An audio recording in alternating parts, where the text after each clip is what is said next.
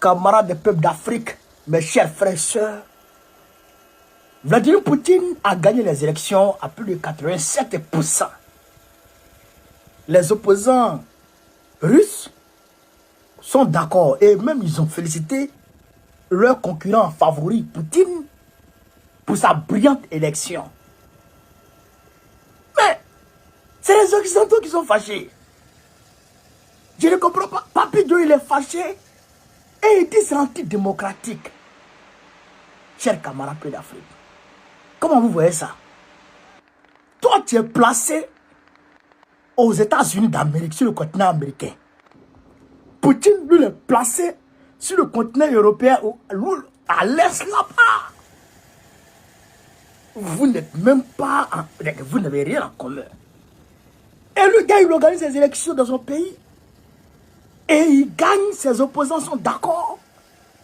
Le peuple russe ne parle pas. Le peuple russe est contre. Et toi, tu es fâché, tu es placé, tu es fâché. Mais pourquoi Joe Biden est fâché, chers camarades d'Afrique?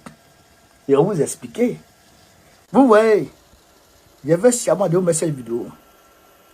Cette vidéo que vous voyez là, chers camarades d'Afrique, c'est, on va dire, une ceinture de sécurité maritime mise en place en 2024 par la Russie, l'Iran et la Chine. C'est un exercice militaire. Écoutez ici, plus de 20 navires russes, chinois et iraniens participent à un exercice conjoint.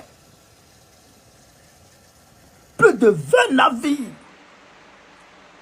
de ravitaillement et de combat des marines russes, iraniennes et chinoises ont participé le 13 mars à l'exercice naval international.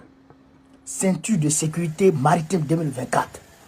Dans les eaux du Golfe d'Oman, le ministère russe de la Défense a indiqué que les équipages de croiseurs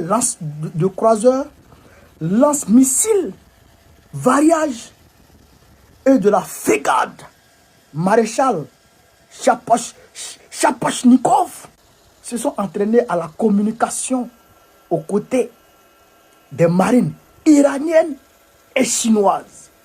Les navires de guerre ont également tiré sur des cibles aériennes et en surface simulant des drones maritimes et aériens.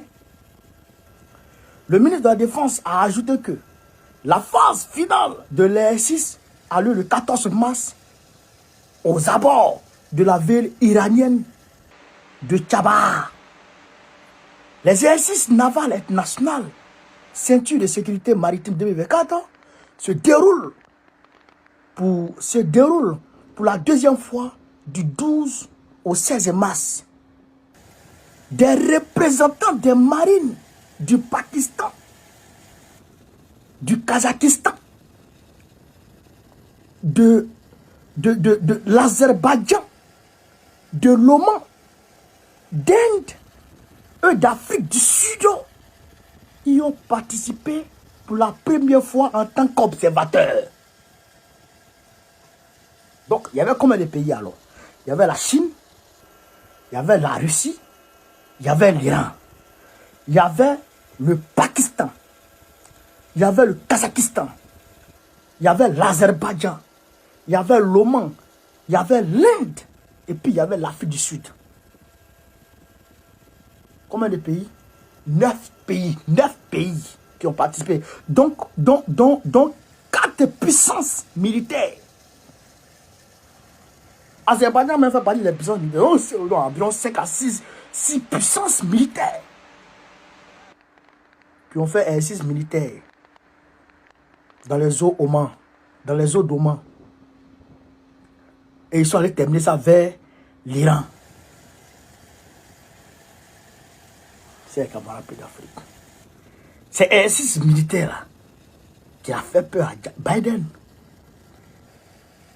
Et la Chine de Xi Jinping s'est arrêté pour dire si jamais l'OTAN attaque la Russie, il va aider la Russie. Ça, il n'a pas caché. Hein? Si jamais l'OTAN attaque la Russie, il va aider la Russie. Si jamais l'OTAN attaque la Russie, nous va aider la Russie. C'est ce qu'il a dit. Chers camarades pays d'Afrique. C'est pas du jeu. Vous voyez les navires. Vous voyez les navires. Hein? Aujourd'hui. Regarde aujourd'hui. On est au bord de la 3e guerre mondiale. Il suffit juste de petits trucs seulement. Pourquoi? Parce que les Américains, ils ont du mal à s'en sortir. Ils ont du mal à maintenir leur hégémonie sur le monde entier. Ils ont du mal à maintenir leur hégémonie sur le monde entier. C'est fini. C'est fini pour Papi Joe. C'est fini pour eux. Ils vont bientôt la Russie. Et que, comment on appelle ça? Les BRICS. D'ailleurs, même les BRICS sont arrêtés d'utiliser le dollar dans leur commerce. Dans leur commerce entre eux, là, les BRICS, là. Et ils ont arrêté. Ils ont arrêté. Aïe! L'Iran et puis les autres pays, là. L'Éthiopie et puis, comment on appelle ça? Comment on appelle ça? L'Égypte, là. Et ils vont rentrer dans les BRICS tout de suite. L'Argentine, tout ça, ils vont rentrer dans les BRICS. Tout cela vont renoncer au dollar. Vous allez voir, j'ai les camarades d'Afrique.